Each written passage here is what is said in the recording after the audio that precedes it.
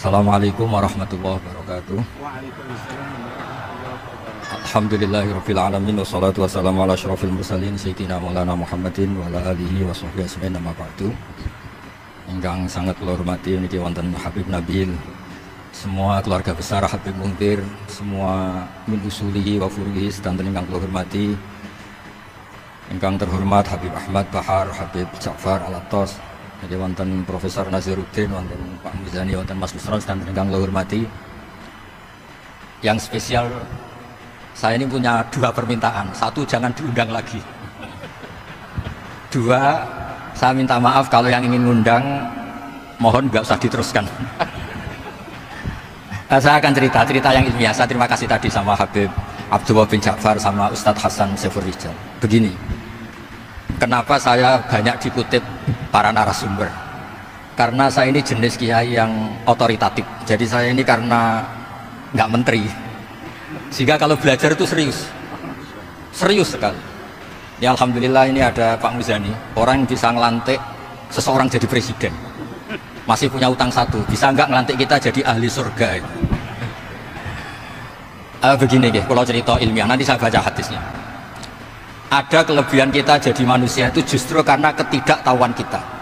Kita tentu hingga detik ini tidak melihat surga langsung, tidak melihat neraka langsung, apalagi melihat Allah Subhanahu wa Ta'ala.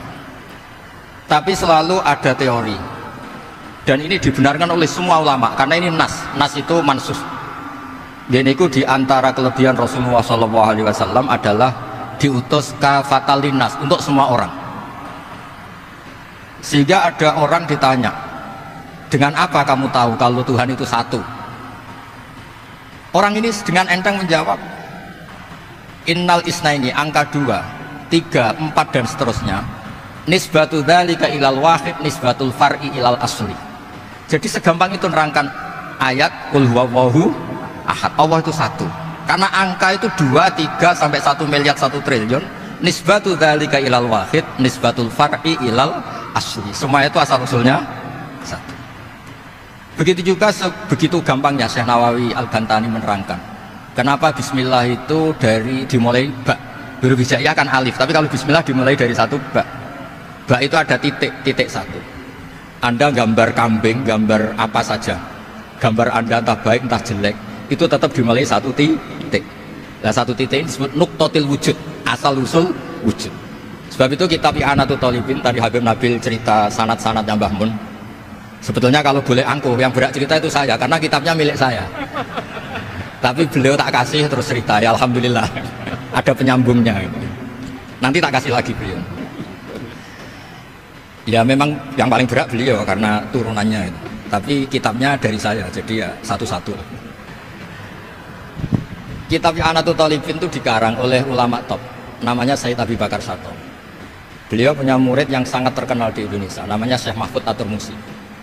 Syekh Mahfud ini punya murid diantaranya yang paling terkenal tentu Mbah Hashim sama Mbah Ahmad Dahlan, pendiri Muhammadiyah. Jadi kemudian kitab I'anah ini populer sekali untuk menerangkan fikih-fikih di Indonesia. Termasuk cerita bahwa wujubul jihad itu wujubul wasa'il lal maqasid. Jadi jihad itu wajib, itu wujubul wasa'il lal maqasid. Saya mencari di sarah. Sekiranya dakwah itu bisa tidak dengan jihad, dengan pengajian kayak Majelis Rasulullah, kayak Majelis Nurul Mustafa, kayak kiai kampung, itu sudah cukup karena sudah isolul maksud, orang sudah menjadi kenal Allah Subhanahu wa Ta'ala. Sebab itu ketika Sayyidina Ali diutus di beberapa peristiwa termasuk di Khaybar, Sayyidina Ali didhawuhi la ayyahdiyawu bika rajulan wahidan khairan laka min humrin na'am. Ada satu saja yang Islam karena kamu itu lebih baik daripada kemenangan. Nah, kemudian ini supaya otoritatif menghormati masjid ini, Masjid Istiqlal, masjid yang luar biasa bersejarah. Saya baca keterbatasan kita, tapi ini menjadi kelebihan. Ini hadis di Shahihul Bukhari. Nanti sebagainya saya tinggal supaya ini tadi otoritatif tadi, supaya semuanya pakai sanad. Ini hadis dari Shahihul Bukhari, sehingga Anda tidak perlu tanya ini sahih apa enggak, karena ini di Shahihul Bukhari, kodenya nomor hadisnya itu 6408. Monggo kalau mau dihafal. Biasanya jenengan kan hanya apa Arba'in Nawawiyah. Ini hadis ini nomor 6408. Ada keterbatasan yang akhirnya menjadi kelebihan kita, yaitu kita tidak tahu Allah Subhanahu wa Ta'ala. Suatu saat para malaikat ditanya, apakah mereka yang membaca tasbih di sini, misalnya di Istiqlal ini, ngerti saya? Kata Allah. Kata malaikat, tidak tahu. Fayaqulu hal ra'auni. Qal fayaqulu nala wallah ma ra'auka. Qal fayaqulu kaifa la ra'auni. Yaquluna wa asyadda laka ibadatan wa asyadda laka tamjidan wa aktsara laka tasbihan. Andaikan manusia itu ngerti engkau ya Allah, maka tasbih mereka ini akan lebih dari kita. Saya beri contoh, ini terutama untuk dzurriyyah Rasulullah SAW. Nabi itu manusia, basar, tapi lakal basar. Nabi ketika muji Allah SWT ini supaya kalau sholat jangan hayati. Misalnya pertama muji begini, lakal hamdu mil'us samawati wa mil'ul ardi. Kebanyakan ke Jawa memang baca pakai rofaknya mil'u, tapi di beberapa sanad dibaca mil'ah, itu urusan Eropa. Engkau itu saya puji seluas langit dan bumi, seluas langit dan bumi. Seluas langit dan bumi itu nggak keren, karena langit ini tetap maksurah, as-samawat ini apapun luasnya langit itu tetap terbatas, bumi apapun luasnya juga terbatas. Apa yang diteruskan oleh Rasulullah SAW? Wa mil'u ma syi'ta min syai'in ba'di. Dan pujian saya ini ya Allah sesuai kehendakmu, sejumlah kehendakmu, karena ini yang tidak terbatas. Begitu juga ketika Nabi dengan keterbatasan sebagai manusia, bukan sebagai Habibullah, atas nama manusia. Nabi itu punya dua sisi, kadang sebagai basar, kadang sebagai Habibullah, dan sama-sama penting untuk mengawal Islam ini. Saya ulang lagi, sama-sama penting untuk mengawal Islam ini. Ketika Nabi sebagai basar ngendikan begini, la nuhsitan Allahumma lakal hamdu hamda yuwafi ni'amaka, misalnya pakai mukhatab, wa yukafi umazidak. Saya memuji engkau ya Allah dengan pujian yang sesuai jumlah nikmatmu, wa yukafi umazidak, dan bisa berserasian dengan tambahan-tambahan nikmat. Tapi apapun luasnya nikmat itu terbatas, sehingga Nabi nambahi, la ukhsi thana'an alaika anta kama atneta ala nafsi. Saya muji ini tidak terhitung, sama sejumlah pujian yang engkau lakukan. La uksi atau la nuksi thana alaika anta kama atneta ala nafsi. Sehingga ini kreasi-kreasi Bani Adam yang malaikat itu tidak bisa. Saya ulang lagi, ini kreasi-kreasi Bani Adam yang bakat malaikat itu tidak bisa. Ini saya baca di kitab Fathul Bari, ini sarahnya kitab Bukhari. Kata Imam, ini saya ulang lagi, ini kata Imam Ibnu Hajar al-Asqalani, pensarah terbaik Bukhari. Tadi Sahih Bukhari itu punya sarah paling terkenal namanya Fathul Bari. Itu gurunya Syekh Zakaria Al-Ansari. Syekh Zakaria itu dikenal sebagai Syekhul Islam.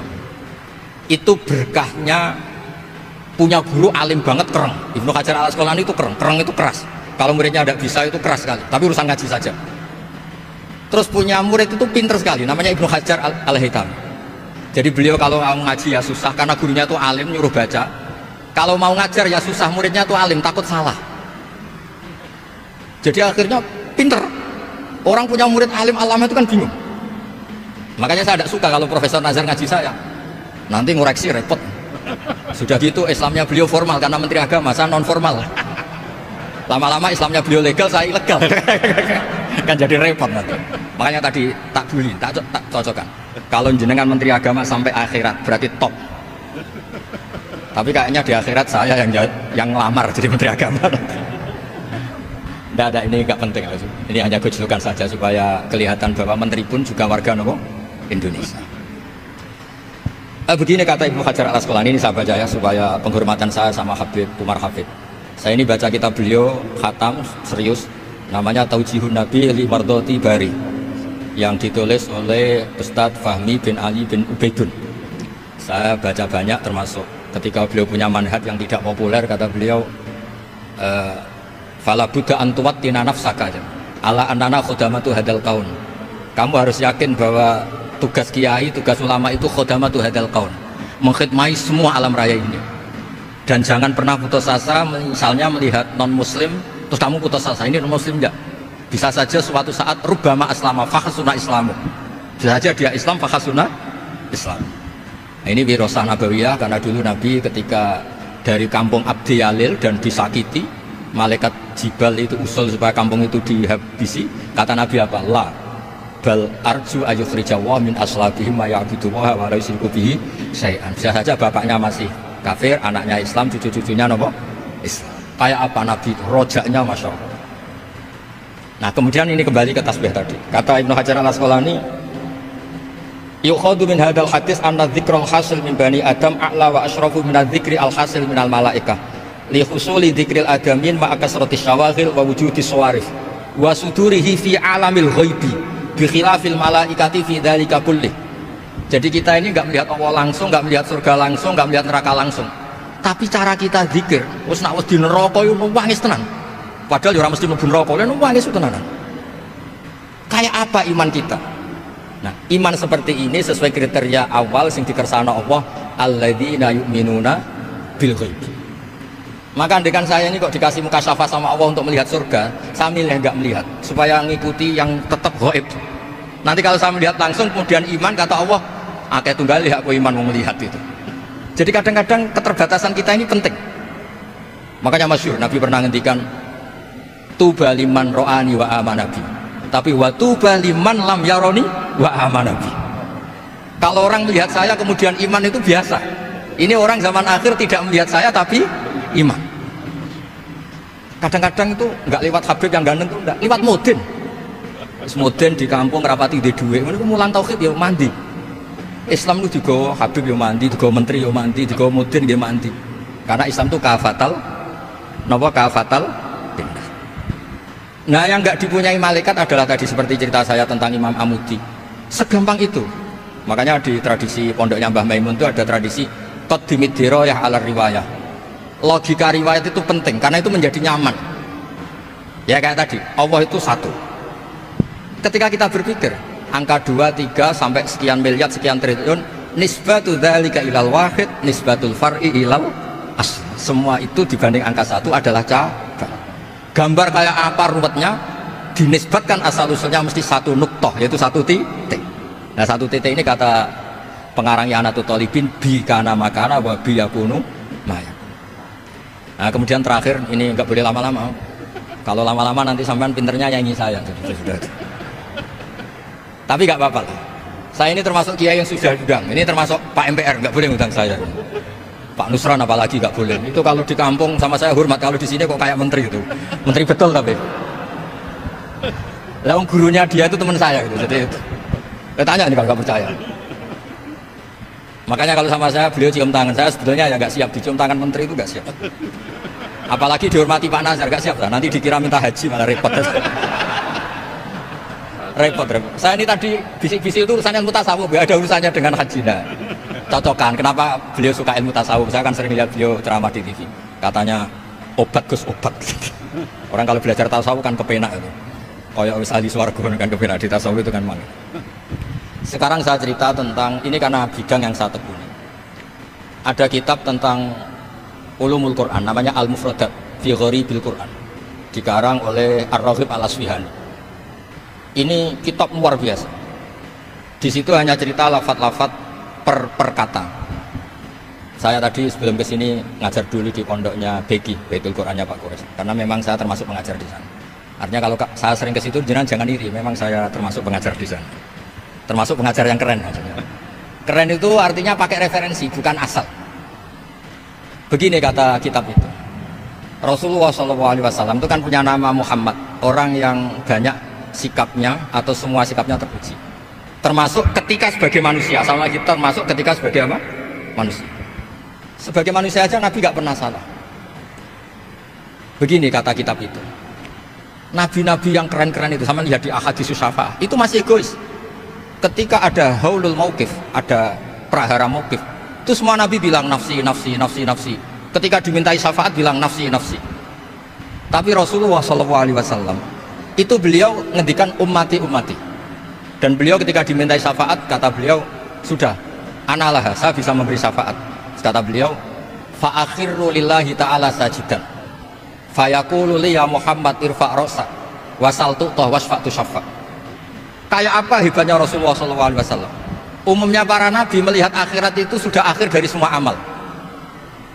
Itu menurut Nabi Muhammad gak keren. Allah itu gak bisa didikte akhirat. Allah itu Tuhan, tetap yaf'alu ma yasha. Jadi gak bisa misalnya sudah akhirat orang nyuwun sewu terus tanya, ya Rasulullah ini sudah akhirat, jangan sujud bareng ini gimana? Ini sudah gak darul amal tapi ini darul jaza. Gak bisa. Akhirat gak bisa dibatasi. Karena akhirat gak bisa membatasi Allah, Nabi tetap dengan rileksnya minta sama Allah. Fa ahmaduhu bima hamida 'allamani rabbi. Kemudian saat itu saya muji-muji Allah dengan pujian yang luar biasa. Terus kata kitab itu, fa Muhammadun ahmadu min ghairihi. Makanya beliau punya nama Ahmad. Ahmad itu afal tafdil, bukan fi'il mudhari' waqi' mutakallim. Ini pernah madrasah dulu di Kutsian. Tamat. Alhamdulillah. Beliau kalau di rumah, hormatnya ada kayak tadi, lebih dari itu. Tadi di sini pejabat tuh, sembrono di sini tuh kelewat. Ya tapi nggak apa-apa itu. Tadi sudah dipuji, akhlaknya baik, apa-apa baik, alhamdulillah.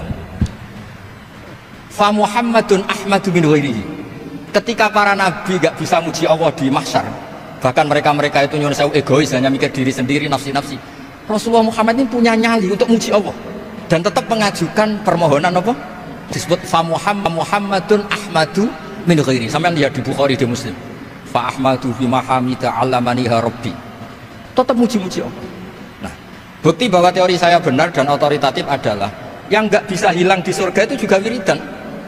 Ketika kita masuk surga, apa kita kegiatannya?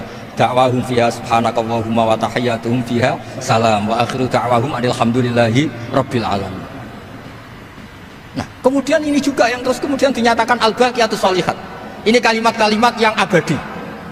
Karena apa? Di dunia ya kita bilang subhanallah alhamdulillah, di akhirat dia bilang subhanallah. Kayak apa kerennya kita sebagai Bani Adam? Nah, makanya disebut alladzina yu'minuna bil ghaibi. Wong tidak melihat Allah, tidak melihat surga, tidak melihat neraka, tapi iman kita ini kayak iman semusyahadah. Iman si hakul yakin, ainul yakin. Kenapa demikian? Ya karena tadi kita diajari terus menerus oleh Rasulullah SAW. Yang terakhir saya cerita mukjizat. Ini juga terkait dengan betapa mudahnya hadat din ini di logika, dicerna.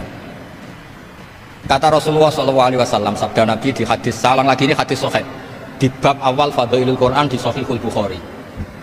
Dicek kalau nggak percaya dicek.